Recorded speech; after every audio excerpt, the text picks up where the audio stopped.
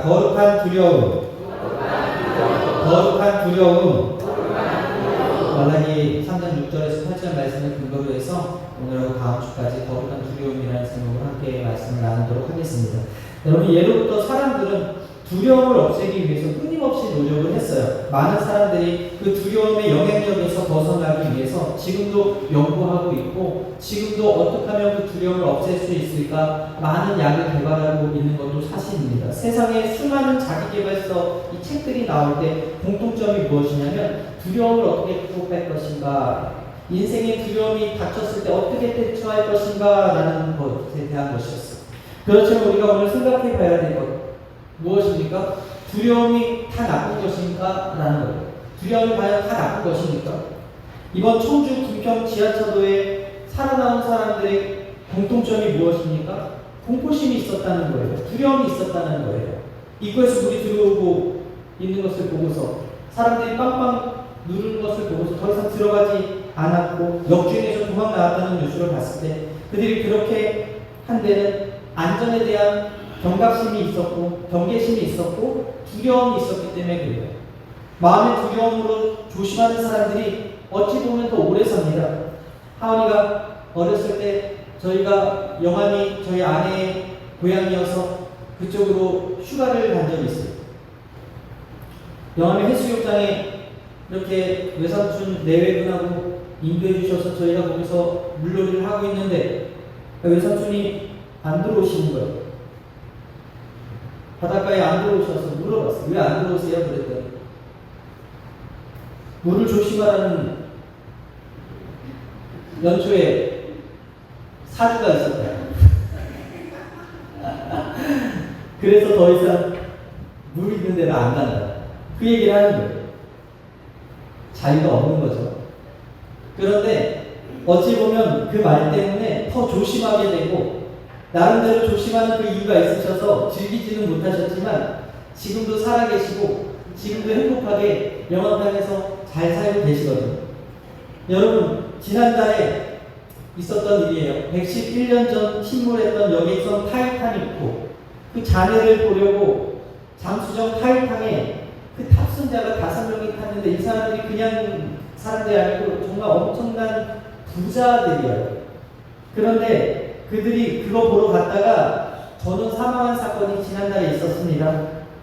그들은 물에 대한 두려움보다 그 기술에 대한 신뢰가 더 있었던 것 같아요. 결국 그 안에서 내부 폭발이 일어났고 그들은 살아오지 못했어요.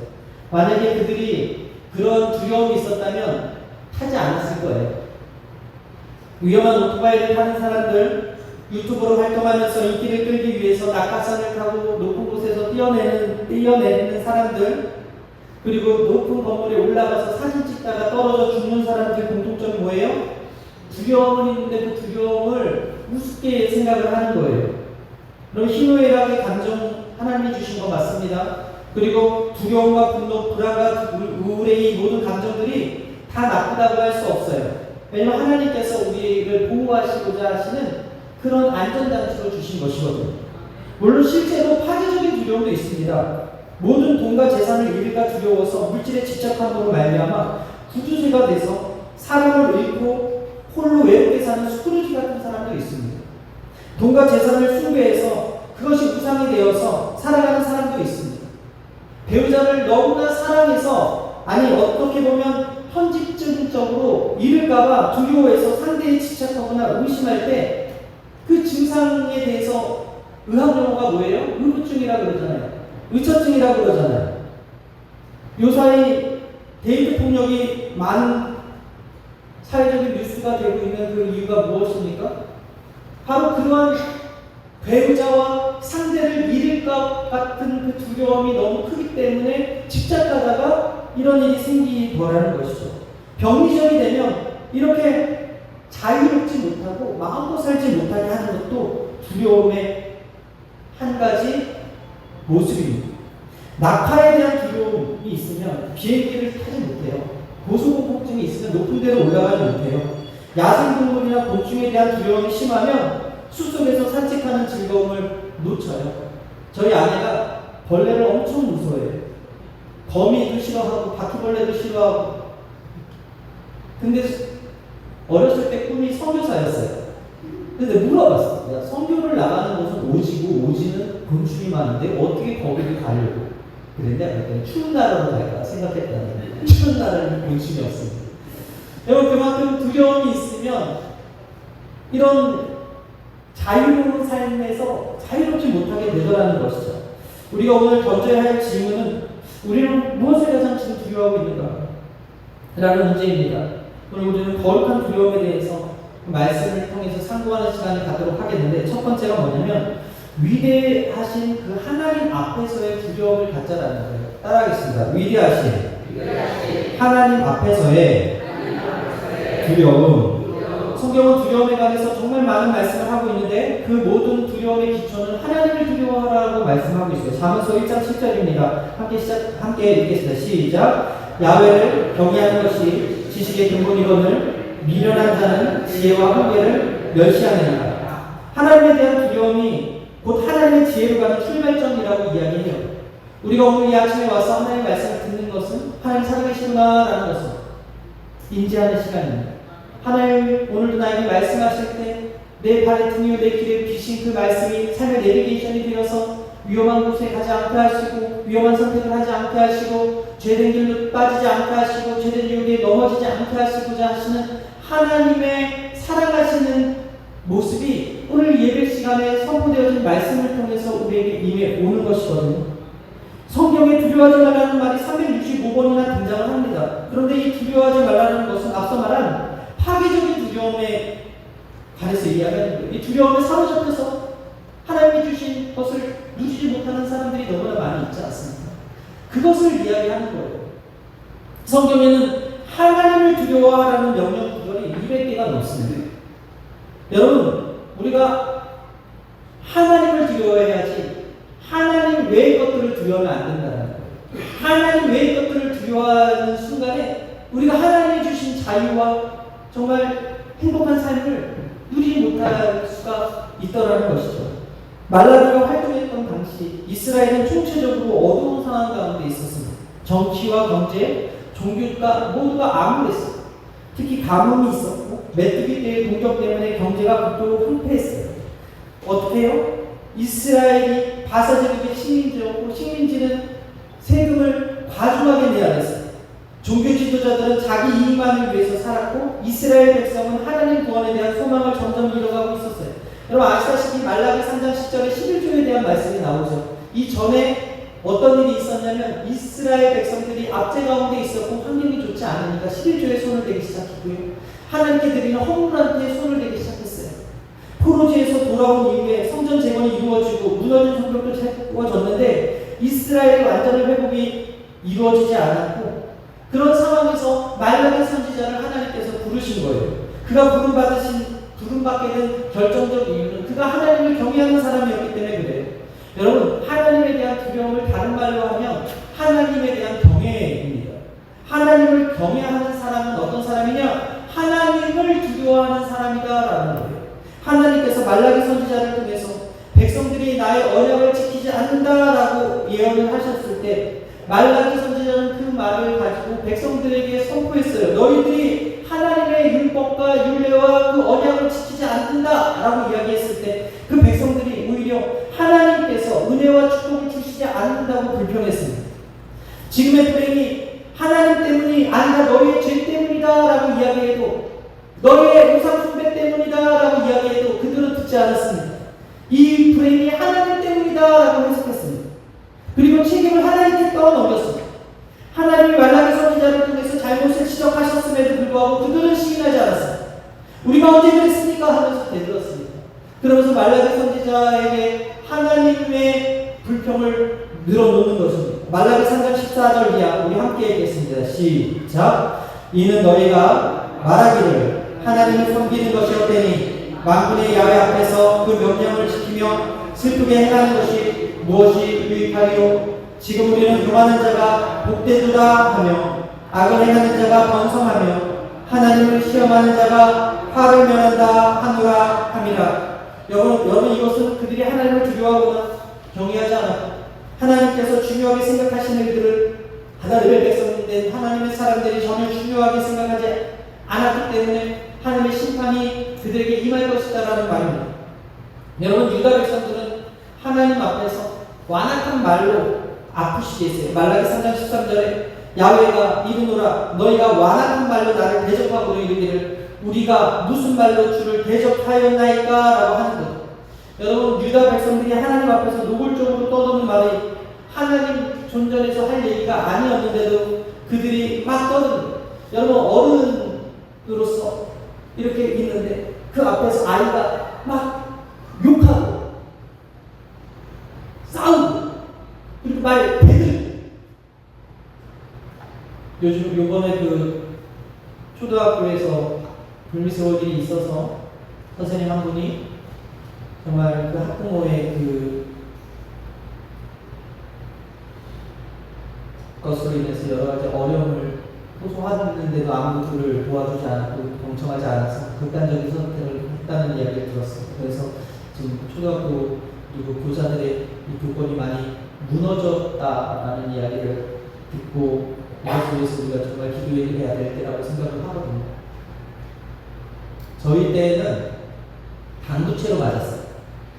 저희 때는 하기채로 맞았어요. 요즘 그렇게 때리는지 모르겠는데 선생님들 안 때리죠. 욕도 안 해. 근데 저희 욕도 엄청 많이 들었고 어르신들은 더 했을 거 아니에요. 그럼에도 불구하고 겨우 잘 살아가는데 존중한다는 의미로 아이들을 이야기하지만 그 아이들이 말로 해서 안 듣는 경우가 있어요. 사랑이면 저는 필요하다고 생각을 해요. 하나님께서도 오늘 이 설교를 하게 된 것도 결국 사랑의 하나님이시지만 공의의 하나님이심을 보여주고 싶어서 여러분들에게 이 말씀을 드리는 거라고 생각하거든요.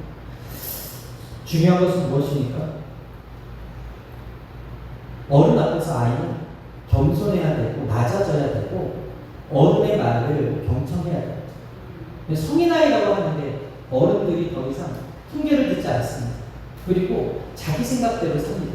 그러다 보니 문제를 만나도 이렇게 고치려고 하잖아요. 여러분, 내비게이션은 잘못된 길로 가면 계속해서 알려줘요. 바른 길로 가라고. 근데 우리가 나이 들면서 고착화됩니다. 사고가 고착화되고 유연해지지 않아요. 여러분, 갈 때는 부러지지 않아요. 그런데 엄청난 바람에 부러지는 건 고두 나무들이고 생각이 유연해야 되는데 나이가 먹어갈수록 우리가 생각이 유연해지지 않아요. 여러분, 이 예배 시간은 하나님의 생각이 들어오는 시간이고 내 생각이 작아져야 되는 시간입니다. 이 예배 시간에 하나님의 말씀을 듣는 나의 마음밭은 돌밭이 돼서는 안 되고 가시밭이 돼서는 안 되고 길가밭이 돼서는 안 되고 좋은 밭이 돼야 된다는 거예요. 새 부대에 새수를 담는다. 왜 그렇습니까? 부대가 오래되면 옛날 부대는 가죽 부대이기 때문에 팽창할 때도 팽창해서 새 부대는 그 새 술은 발효가 되지 않습니까? 가스가 찬다는 거죠. 그러면 어떻게 해요? 찢어지는 거예요. 그러면 새 술도 버리고 부대도 버리는 거예요. 예수님께서 새 술은 새 부대라고 말씀하신 그 이면적인 의미는 무엇입니까? 우리가 세상에 고착화된 생각을 가져와서 이 자리에 앉아 있어서는 안 된다는 거예요. 하나님의 말씀이 들어오면 유연한 마음으로 받고 내 생각을 교정하고 조정할 때 하나님께서 원하시는 삶을 살아갈 수 있고 죄의 길에서 돌이킬 수가 있게 되는 것입니다. 할렐루야. 어른들이 특히 훈계하는 사람이 없어요. 나이 먹어가면서 저한테 잘 살아라고 이야기하는 사람이 없어요. 기분 나빠요, 저한테 그런 얘기하면. 저희 아내 자녀들이 싫은 이유가 뭐예요? 기분 나쁜 거예요. 난 잘 살고 있는데 나름대로 잘하고 있는 것 같은데 배우자의 잔소리가 짜증나고 싫은 이유는 그런 거예요. 근데 생판 모르는 사람이 꼰대질한다, 갑질한다 그렇게 사회적인 분위기를 만들어갔어요. 그러다 보니까 내 고착화된 생각과 내 전통과 내 편협한 이성이 어떻게 보면 조정하고 어떻게 보면 이렇게 잘 살기 위해서 노력을 해야 되는데 그런 시도들을 세상에서 안 하다 보니까 세상에 많은 사람들이 사고가 나는 거예요. 그래서 거기서 분쟁이 나는 거예요. 거기서 전쟁이 나는 거예요. 거기서 싸움이 있는 거예요. 그러나 우리가 이 예배 시간에 나오는 게 왜 귀합니까? 하나님의 말씀 속에서 내 생각이 깨지는 거예요. 내 전통이 깨지는 거예요. 내 자아가 깨지는 거예요. 내 굳은 마음이 깨지는 거예요. 그래서 그 속에서 싹이 나고 그곳에서 하나님이 원하시는 삶을 살아야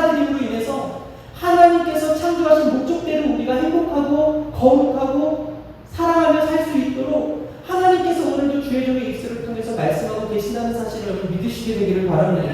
우리가 잘 아는 솔로몬, 소년 시절에 하나님 말씀을 배우고 받아들였고 그의 결국 그가 지혜로운 글을 쓰고 수백 편의 노래를 쓴 다음 결국 그의 마지막 말은 전도서 12장 13절이었거든요. 우리 함께 읽겠습니다. 시작. 이래 결국을 다 들었으니 하나님을 경외하고 그의 명령을 지킬지어다. 이것이 모든 사람의 본분입니다. 모든 것을 가지고 모든 것을 누린 왕의 결론, 하나님을 경외해라. 이것이 곧 모든 사람의 본분이다 라는 것입니다. 여러분, 솔로몬 왕 결국 사람의 본분이 하나님을 경외하는 것이고 두려워하는 것이라는 결론을 우리에게 가르쳐주고 있습니다. 여러분, 하나님에 대한 두려움은요, 우리를 사랑하시는 하늘 아버지께서 우리에게서 떠나지 않도록 보호하시려는 안전장치이자 선물이심을 여러분 기억하시게 되기를 바랍니다. 여러분, 세상 사람들은 하나님의 말씀을 듣지 않습니다. 자신의 생각대로 삽니다. 그런데 생각대로 사는데 잘 사는 것 같지만 결국 죽음이고 결국 지옥이에요. 그러나 우리는 이곳에서 하나님이 살아계시는 것을 다시 한번 말씀을 통해 깨닫고 다시 한번 그 말씀의 거울 앞에서 나의 죄를 비치고 회개하고 돌이켜서 하나님이 마음의 합한 자로서 살려고 발버둥 친다라는 것이죠. 이것이 하나님께서 기뻐하시는 인생이라는 거예요. 여러분 아시다시피 다니엘은요 사자굴에서 건진받은 사람이었습니다. 사자 앞에서도 두려워 떨지 않았어요. 왜? 하나님께서 그 사자 입을 막으셨거든요.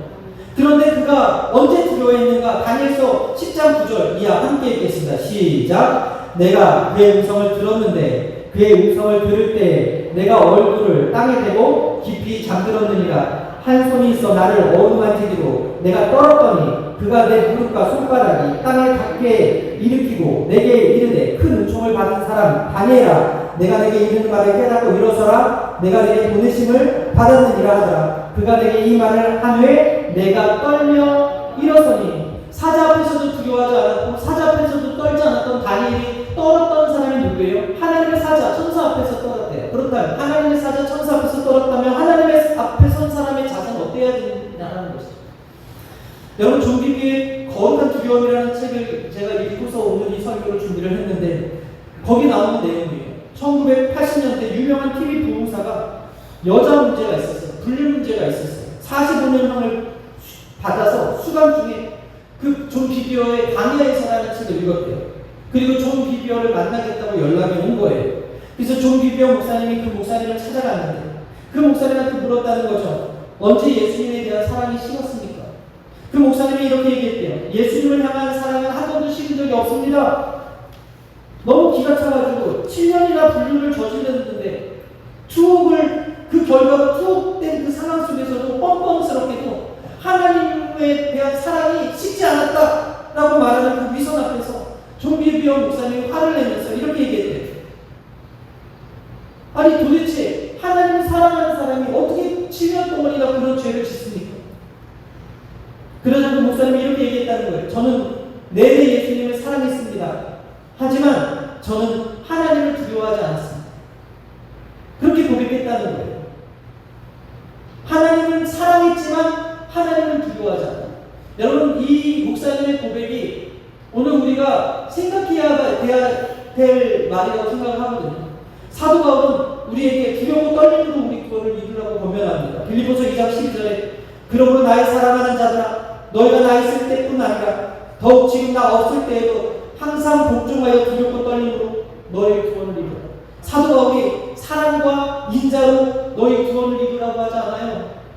두렵고 떨림으로 우리의 구원을 이루라고 말씀하고 있습니다. 여러분, 우리가 악을 떠나는 것은 하나님에 대한 사랑을 통해서가 아니라 그분에 대한 바른 이해와 그분 존재 앞에서의 두려움을 가질 때 악에서 떠날 수 있음을 기억하시게 되길 바랍니다. 하나님에 대한 두려움은 멸망과 심판으로 이어지는 악으로부터 우리를 지켜주는 안전장치가 된다는 거예요. 앞서 말씀드렸듯이 생산적인 두려움 아닙니까? 이런 두려움이 있기 때문에 어떻게 하면 하늘을 잘 날 수 있을까? 안전벨트가 개발이 되는 것이고 어떻게 하면 숲속을 잘 갈 수 있을까? 그렇게 해서 후레쉬가 생긴 것이고 이런 두려움들이 인간을 더욱더 풍요롭고 발전하게 만드는 장치인데 오늘 하나님께서 우리에게 가르쳐 주신 것이 무엇입니까?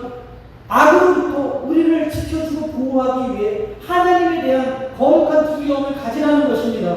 여러분, 한 가정에 아빠만 있으면, 엄마의 역할을 할 사람이 없으면 아이가 편향되게 자라요. 한 가정에 아빠가 아닌 엄마만 있으면, 아빠의 역할을 해주는 분이 없으면 또 아이가 그 부분에 있어서 배우지 못하는 것들이 있어요. 그래서 유튜버 중에 아빠가 없는 가정을 위해서 아빠 역할을 하면서 그 아빠가 집에서 뭘 고치는 것들을 이렇게 보여주는 미국 유튜버가 있더라고요. 여러분, 하나님께서 한 가정에 아빠를 두시고 엄마를 두신 이유가 무엇입니까? 엄마는 사랑이에요. 어떻게 보면 엄마는 사랑으로 품어요. 엄마가 얘기하는 아이들이 아무리 혼내도 상처받지 않아. 그런데 아빠가 얘기하면 이걸로 인해서 상처받는 아이들이 있어요. 그런데 그렇다고 해서 아빠가 없어야 되는 건 아니죠. 아빠가 가르치는 건 아빠가 그 있음으로 인해서 그 가정의 중심이 잡힐 수가 있거든요. 엄마가 아빠한테 혼나는 아이를 품고 안아서 또 그 감정을 어루만져 주어서 그 가정이 바르게 세워지는데 아빠도 엄마도 필요하듯이 우리 하나님은 사랑의 하나님이시기도 하지만 공의의 하나님이시기도 하다라는 거예요. 한쪽만 너무 강조하다 보면 한쪽이 없어져 버리면 이 목사님과 같이 어떻게 해요? 죄를 질 수가 있다는 것이죠. 여러분, 이스라엘의 초대 왕이었던 사울이요, 하나님을 경외하던 사람이었습니다. 그런데 후에 왕이 되고 그가 겸손함을 잃어버렸을 때 하나님의 말씀을 두려워하지 않는 사람이 되었습니다. 아말렉을 진멸하는 그 해롭법 명령이 있었음에도 불구하고 그는 모든 사람을 진멸했지만 단 한 사람, 그 아각이라는 왕은 죽이지 않았어요. 모든 가축을 멸하라고 하신 그 말씀에도 불구하고 그는 좋은 것을 선별해서 남겼어요. 그렇게 그는 불순종했다라는 것이죠. 사무엘상 15장 8절 이하에 아말렉 사람의 왕 아각을 사로잡고 칼날로 그의 모든 백성을 진멸하였을 때 사울과 백성이 아각과 그의 왕과 양과 소의 가장 좋은 것 또는 기름진 것과 어린 양과 모든 좋은 것을 남기고 진멸하기를 즐겨 아니하고 가치 없고 하찮은 것을 진멸하니라. 여러분, 사울은 이스라엘 원수 아말렉을 24만 9,999명을 죽였어요. 사울이 맡은 인구의 99.99%를 완성했어요. 하지만 하나님은 불순종했다라고 말씀하셨어요. 그는 아말렉과 아각을 죽이지 않음으로 인해서 하나님의 말씀에 불순종했다는 이야기를 듣게 됩니다. 사무엘상 15장 11절에 내가 사울을 왕으로 세운 것을 후회하노니 그가 돌이켜서 나를 따르지 아니하며 내 명령을 행하지 아니하였음이라 하신지라. 99.9%를 순종하고 한 명 왕을 살려줬는데도 하나님께서는 그 한 명 왕을 살린 그 하나로 그가 불순종했고 내가 그를 버리겠다라고 말씀하고 있는 거예요. 사무엘은 그의 불순종을 죄로 규정했고 그로 인해서 하나님은 그를 거역한 사람, 버리고 가는 사람이라고 말씀하시는 거예요. 결국 하나님이 우리에게 원하시는 것은 거룩한 두려움을 가지고 하나님 앞에서 온전히 순종하는 것임을 믿으시게 되기를 바랍니다. 돌이 크든 작든 물 위에 던지면 다 가라는 것처럼 죄는 크든 작든 하나님 앞에서는 다 죄라는 거예요. 그런데 우리는 인간적으로 남들이 다 하니까 나도 한다? 여러분, 그거 아니라는 거예요. 하나님 앞에서 자신을 살피고 죄의 길에서 떠나고 죄의 행위에서 떠나서 정말 하나님이 기뻐하시는 일을 할 때 온전한 순종하는 하나님의 사람이 될 것이고 하나님의 사랑뿐만 아니라 공의의 하나님을 만나게 되는 은혜가 오늘 이 아침에 여러분들에게 있게 되기를 주님의 이름으로 축원합니다. 그 하나님을 깨닫는 오늘이 되기를 바랍니다. 두 번째입니다. 두려워하는 마음. 그리고 하나님에 대한 두려움에 대해서 살펴볼 텐데 하나님에 대한 두려움이 있는 사람은 어떻게 해요? 조심해요. 하나님을 무서워하는 사람은 때로 숨길 것이 없는 사람이에요. 에덴 동산에서 아담은 하나님께서 모든 것을 허락했던 사람이었는데 죄를 짓고 나서 죄를 지은 후에 하나님의 음성이 두려웠어요. 하나님이 자신을 찾는 것이 무서웠어요. 그래서 피해 숨었죠. 성경에 보게 되면 그 낯을 피한 사람들에 대해서 종종 기록이 되어 있는데 요나도 불순종하고 니느웨가 아닌 다시스로 가는 그 배 안에서 어때요? 두려웠어요.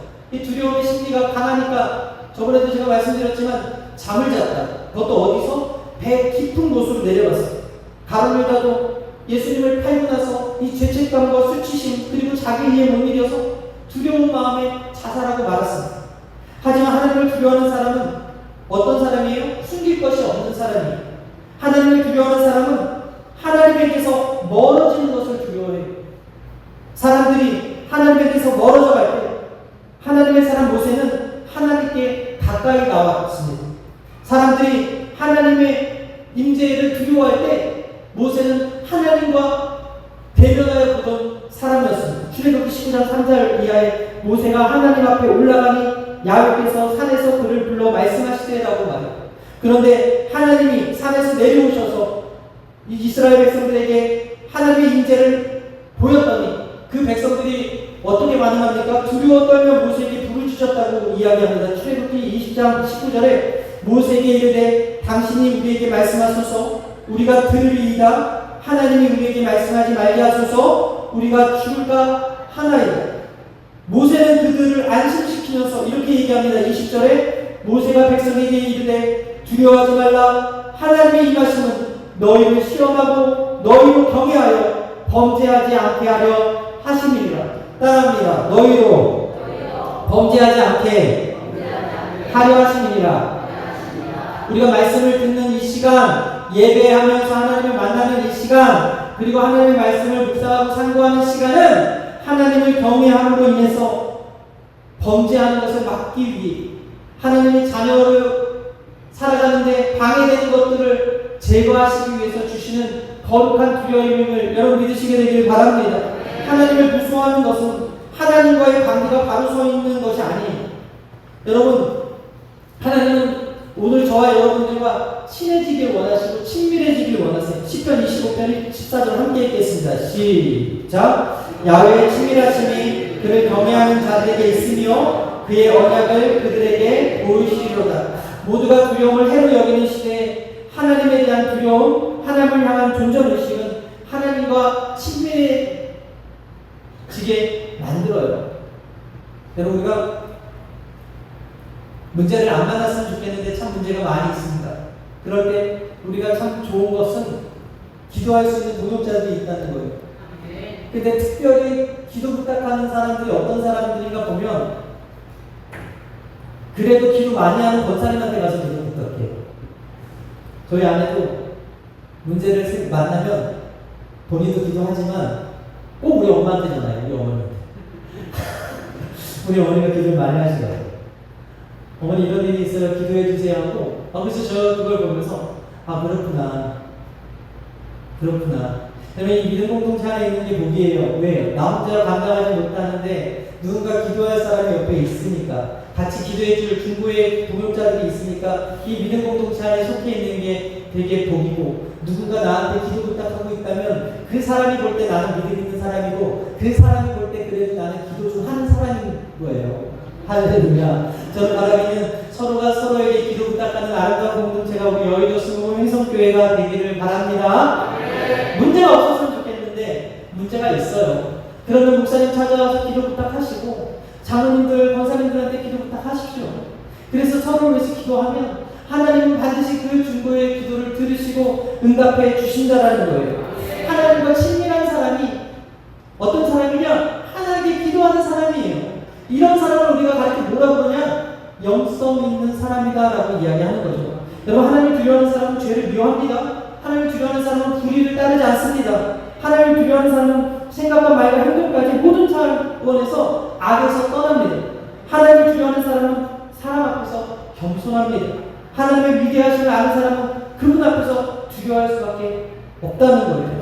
여러분, 우리가 잘 아는 요셉, 그가 하나님 존전 앞이라는 단어를 썼어요. 창세기 39장 9절에 이 집에는 나보다 큰 이가 없으며 주인이 아무것도 내게 금하지 아니하였어도 금한 것은 당신뿐이니 당신은 그의 아내이라. 그런지 내가 어찌 큰 악을 행하여 하나님께 죄를 지으리. 여러분, 요셉은 어떤 사람이었습니까? 보이지도 않는 하나님을 어떻게 이렇게 경외하고 하나님 앞에 죄를 지을 수 없다고 단호하게 이야기합니까? 이 청년의 때 여자가 같이 자자고 그러고 유혹하는데 어떻게 그거를 아무도 보지 않는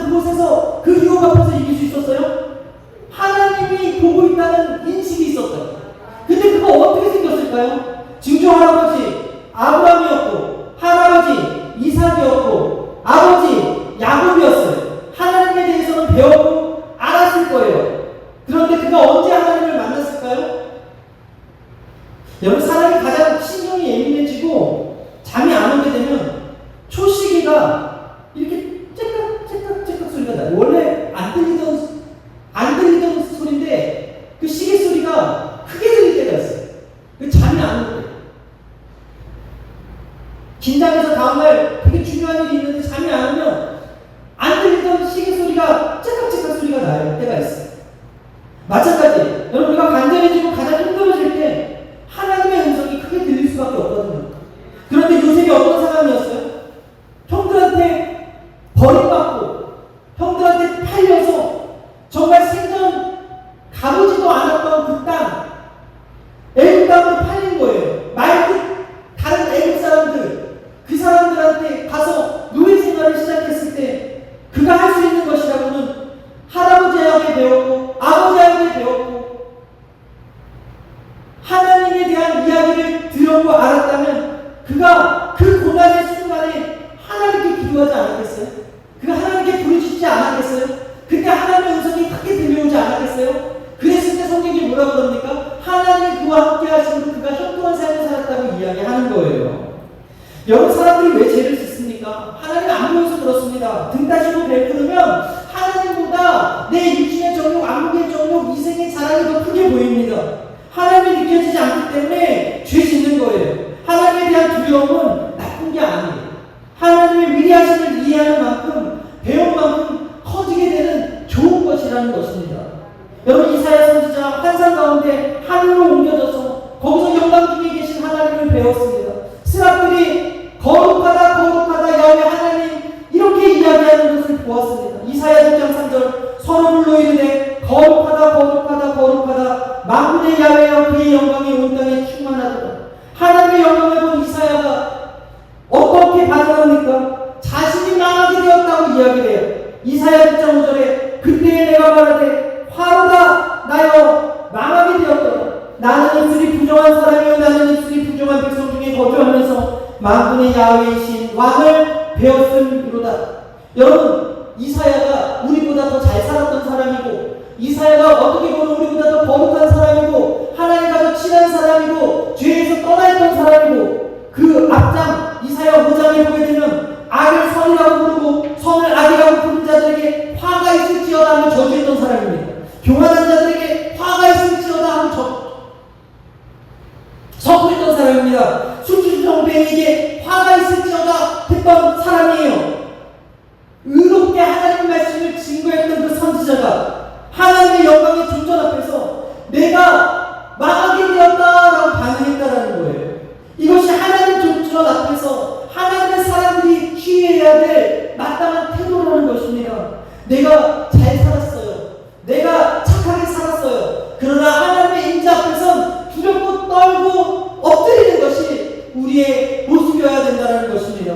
여러분, 에스겔은 하나님의 영광 앞에서 엎드렸고 아브라함도 하나님을 본 뒤에 엎드렸고 하나님이 신의 산에서 영광 중에 나타났을 때 모세조차 심히 두렵고 떨려서 엎드렸다고 기록합니다. 이 시대 사람들은 당시 이스라엘 백성들과 같이 하나님을 너무 우습게 여겨요. 두려워하지 않아요. 수많은 정보가 끊임없이 우리의 마음을 채우고 있어서 이런 중요한 질문을 하지 못하고 고민도 하지 않고 그 결과 이스라엘 백성들과 같이 완악한 말로 하나님을 대적하고 하나님을 섬기는 것이 헛되고 주일날 예배드리는 것을 비난하는 사람들이 있더라는 거죠. 여러분, 우리는 유명한 배우나 운동선수나 성공한 기업가나 카리스마 넘치는 아이돌 가수에 대한 찬사들을 매일 듣고 있습니다. 어제도 보니까 메시가 미국에 입단했다고 22만 4천 관중이 가득 그 미국 스타디움에 들어간 것을 보았습니다.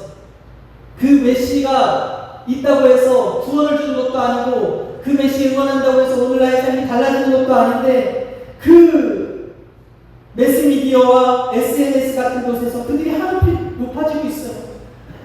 그 젊은이들이 좋아하는 축제 중에 그 싸이가 하는 그 축제가 있거든요. 거기 가는 걸 그렇게 좋아해요. 또 BTS 얼마나 높아져 있습니까? 또 어르신들 이병헌하고 트로트 가수들 얼마나 좋아합니까?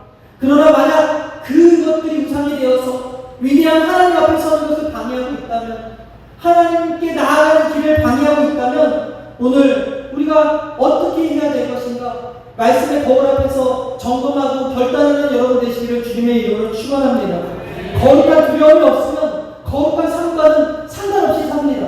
하나님을 진정으로 두려워할 때 진정한 거룩한 삶을 살아갈 수가 있다는 거예요. 야고보서 4장 8절에 하나님을 가까이 하라. 그리하면 너희를 가까이 하시리라. 죄인들아 손을 깨끗이 하라. 두 마음을 품은 자들아 마음을 성결하게 하라고 말씀하고 있어요. 여러분 왜 바람피면 안 됩니까? 왜 외도하면 안 됩니까? 하나님께서 허락하신 그 배우자에게 주신 그 신뢰를 잃어버리고 그 친밀함을 잃어버리게 하기 때문에 그래요. 두 마음을 품는 순간에 친밀함을 잃어버리기 때문에 여러분 신앙생활은 하나님의 뜻에 대한 바른 분별입니다. 하나님과 친밀한 사람의 특징은 자주 그리고 빨리 하나님의 마음을 캐치한다는 데 있습니다. 참된 영성은 앞서 말씀드렸지만 하나님과 친한 거예요. 하나님과 친하면 친할수록 하나님의 역사가 그 사람과 그 사역을 통해서 나타났습니다. 모세도 엘리야도 바울도 다윗도 예수님도 하나님을 경외하는 사람들이었고 하나님의 임재 앞에서 두려워 떨던 사람들이었고 그들의 공통점은 다른 어떤 사람들보다 하나님과 친밀했다라는 것이죠. 저는 오늘 바라기는 저와 여러분들이 하나님의 그 임재 앞에서 두려워 떨 때 하나님과 더욱더 친밀한 영성을 회복한다는 사실을 믿으시게 되기를 바랍니다. 말씀을 마치겠는데 하나님의 뜻은 알아도 되고 몰라도 되는 게 아닙니다. 반드시 알아야 돼요. 그리고 늘 질문해야 돼요. 하나님이 오늘 나에게 원하시는 것이 무엇인가? 여러분 거룩한 두려움을 가지고 살라는 거예요. 하나님 앞에서 거룩한 두려움을 가지라는 거예요. 하나님에 대한 거룩한 두려움을 가지라는 거예요. 그 두려움을 가지고 살 때 비로소 하나님과 친밀함을 유지하며 하나님이 맡겨주신 사명을 온전히 감당하는 하나님의 사람이 될 수 있다는 것입니다. 혹시 여러분 가운데 파괴적인 두려움이 있으십니까? 그 두려움의 자리에서 하나님의 자리를 내어드리는 여러분 되시길 바랍니다. 두려움에 하나님의 자리를 만들라는 이야기는 모든 상황 속에 하나님을 통해서 그 문제를 보라는 거예요. 하나님을 통한 존재의식을 가지고 보라는 거예요. 우리가 두려움 속에 들어가지만 그 두려움 속에 나홀로 부하와 같이 팽개쳐 주시는 하나님이 아니라 그 두려움 속에 하나님이 하나님 되시겠다 약속하고 계신다라는 거예요. 참된 믿음은 두려움 너머에 있는 하나님을 기대하는 것입니다. 따라하겠습니다. 하나님은 하나님이시다. 하나님은 두려움보다 크시다. 하나님은 문제보다 크시다. 두려움을 뛰어넘는 믿음을 가지려면 두려움 안에 하나님의 보좌를 만들고 하나님을 바라볼 때 하나님이 그 두려움의 문제를 해결해 주신다는 믿음을 저와 여러분이 갖게 되기를 바랍니다. 선포하고 축복합니다. 하나님 존재의식을 갖고 살지어다. 거룩한 두려움을 가지고 살지어다. 두려움의 자리에서 하나님만 바라보게 될지어다. 이렇게 살지어다. 함께 찬양하고 기도하겠습니다.